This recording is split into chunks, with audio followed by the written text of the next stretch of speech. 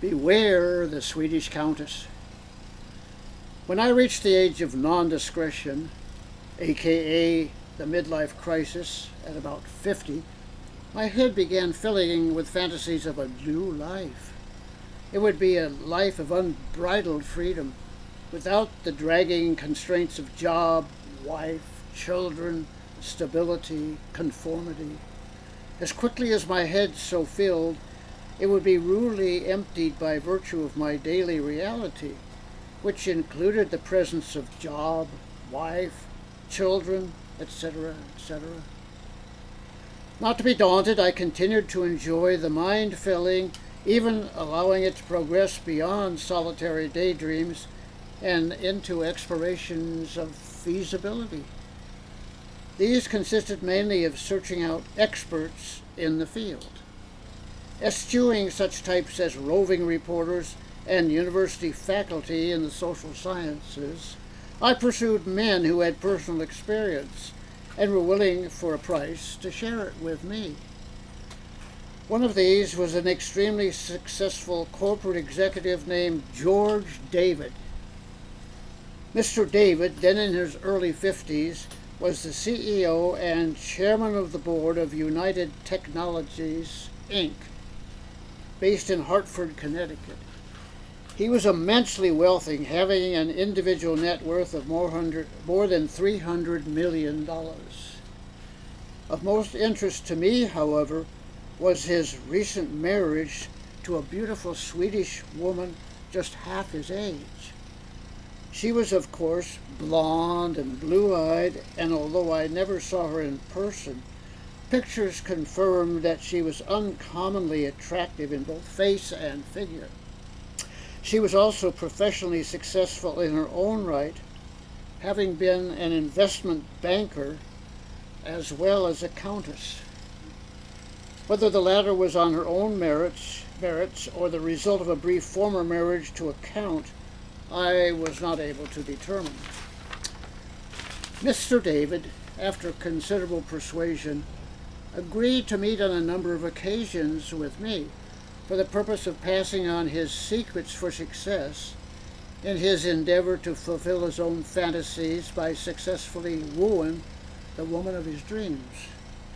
Our meetings took place in his office at United Technologies, as well as the exclusive Yale Club in Hartford, on the golf course at his country club on the outskirts of the city, and once or twice on his 65-foot yacht.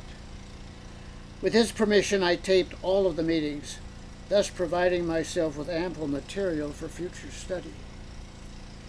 A major additional bonus was enjoying many sumptuous meals, rounds of golf, and yachting excursions, which he generously provided in connection with our sit-down discussions. I found it all most stimulating and thought-provoking. Back at my home in Durango, Colorado, I spent countless hours poring over the tapes, extracting every nugget of advice which I could incorporate into my plan for a new future. I realized, of course, that Durango would not be a fertile field in which to discover my own version of the Swedish Countess. I would need to relocate, but first I took early retirement from my job and filed for divorce from my second wife.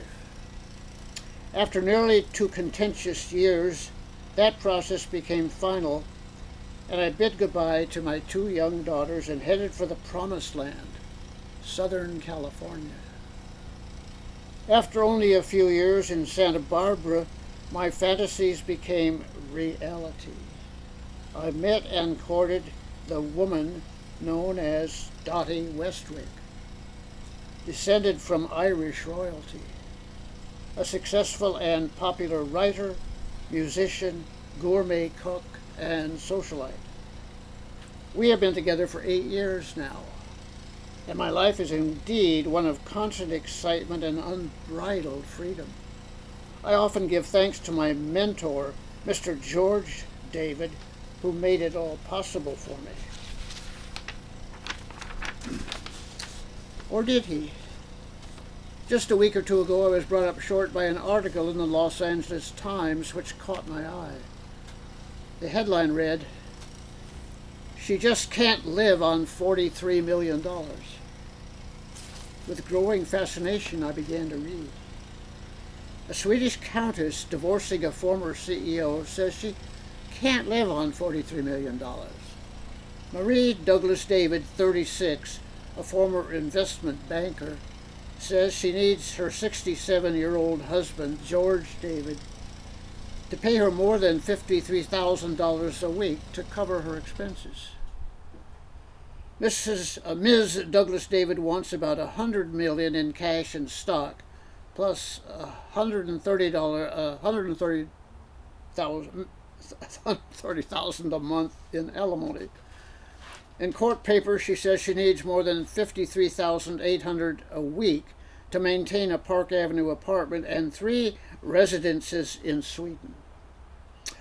Weekly expenses also include $700 for limousine services, $4,500 for clothes, $1,000 for hair and skin treatments, $1,500 for restaurants and entertainment, and $8,000 for travel.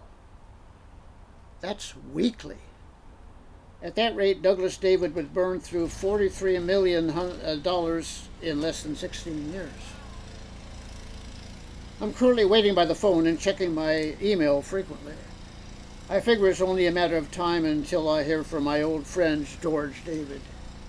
I intend to be polite and helpful, for a fee, of course. I know he'll be eager, even desperate, to hear about my own success with the Countess Westwick. She requires only a fraction of what he's being sued for her hair and skin treatments, her travel costs, and her restaurant expenses. She rarely needs a limousine and has no residences at all in Sweden. I won't let him meet her, of course. He might get ideas. Or she might. Instead, perhaps I'll introduce him to Mary Curtis.